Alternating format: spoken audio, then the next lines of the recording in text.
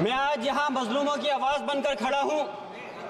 उन करोड़ों भारतीय मुसलमान और अल्पसंख्यकों की जद्दोजहद और हक की बात करना चाहता हूँ जो इस देश का अटूट हिस्सा हैं। मेरे अल्फाज बंटवारे के नहीं बल्कि इत्तेहाद के हैं। मेरे अल्फाज मायूसी के नहीं बल्कि एक उम्मीद के हैं। ऐसी उम्मीद जो कि हमारे इस देश को जोड़ना चाहती है। हमारे संविधान को बनाने के लिए हमारे बाबा भीमराव अंबेडकर साहब, मौलाना अबुल कलाम आजाद साहब, डॉक्टर जाकिर हुसैन साहब ने मिलकर के इस संविधान को बहुत मेहनत के साथ बनाया था। ये सिर्फ किताब की शक्ल में देने के लिए नहीं है। आज संविधान के उस पर मैं कहना चाहता हूं कि भारत का संविधान इंसाफ, आजादी और भाईचारगी की जिंदा गवाही है और ये गारंटी देता है कि नागरिक हर मजहब, जात या नस्ल पर इज्जत के साथ गुजार सकते हैं जिंदगी। लेकिन अफसोस है, एक मुस्लिम रहनुमा की हैसियत से मुझे इस दस्तावेज पर बेपनाह फख्र है जो कि दस्तावेज जो संविधान हमें इजाजत देता है। आर्टिकल 15 के मुताबिक किसी भी नागरिक को मजहब, जात, लिंग, नस्ल या जन्म के स्थान पर भेदभाव नहीं किया जाएगा।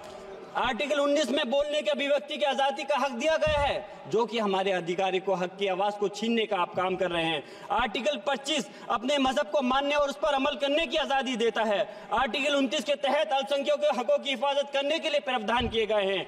लेकिन आप तो हमारे हकों की छीनना चाहते हैं। माननीय सभापति जी, मैं आपके माध्यम से कहना चाहता हूं कि आर्टिकल 30 के अंदर अपने तालीमी इदारों को कायम करने और उनके चलाने का हक है, लेकिन हमारे साथ ज्यादती हो रही है। ये संविधान को अगर आप कमजोर करेंगे तो याद रखना ये देश कमजोर होगा, हमारा मुल्क कमजोर होगा। जो संविधान के प्रति वफादार नहीं हो सकते वो हमारे मुल्क के प्रति वफादार नहीं हो सकते। मैं उस संभल की सरजमी से आता हूं जहां पर 15 दिन पहले एक संविधान को कमजोर करने का काम किया गया। वहां पे जिस प्रकार से 5 मजलूमों की जान ले ली गई, जिस तरह से 30 से ज्यादा लोगों को गोली मारकर घायल कर दिया गया और 27 से 50 से ज्यादा लोगों के खिलाफ मुकदमा दर्ज किया गया।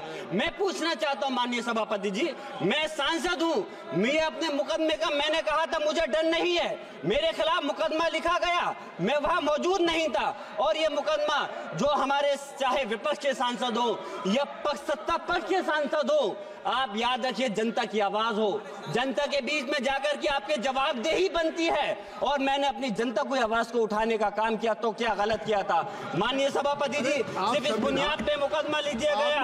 आज मैं आपको बताना पॉइंट पे बोल रहा हूँ, संविधान पर ही बोल रहा हूँ माननीय सभापति जी।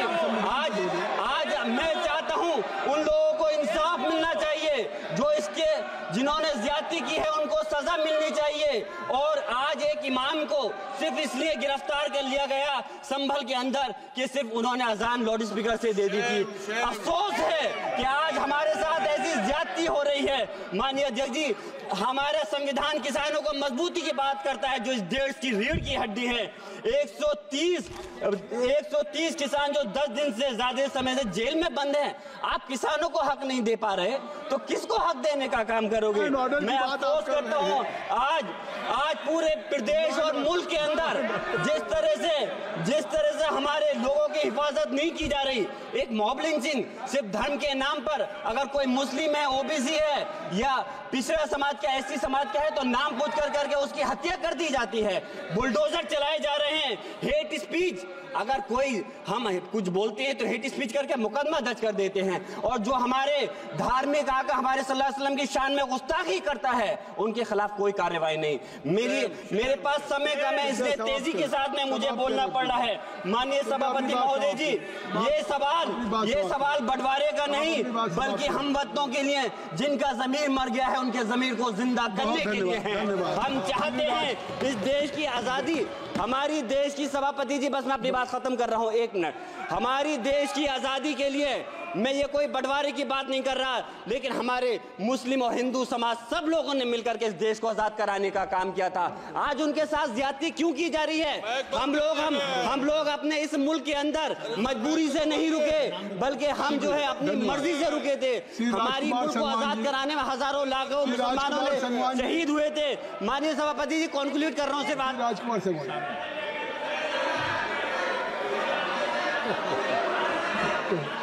तो आप कंक्लूड करें ना। आप कंक्लूड कर लें। माइक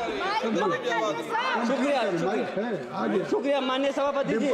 मैं एक मुस्लिम और अल्पसंख्यक रहनुमा के तौर पर मैं अपनी बिरादरी के लिए खास हक के मुताबिक नहीं करता। मैं सिर्फ ये चाहता हूं कि आईना के बाद संविधान के मुताबिक हर नागरिक के लिए जो वादा किया गया उसे पूरा हो, हुकूमत से कमजोर की हिफाजत को यकीनी बनाए और नफरत फैलाने वालों को सजा दे।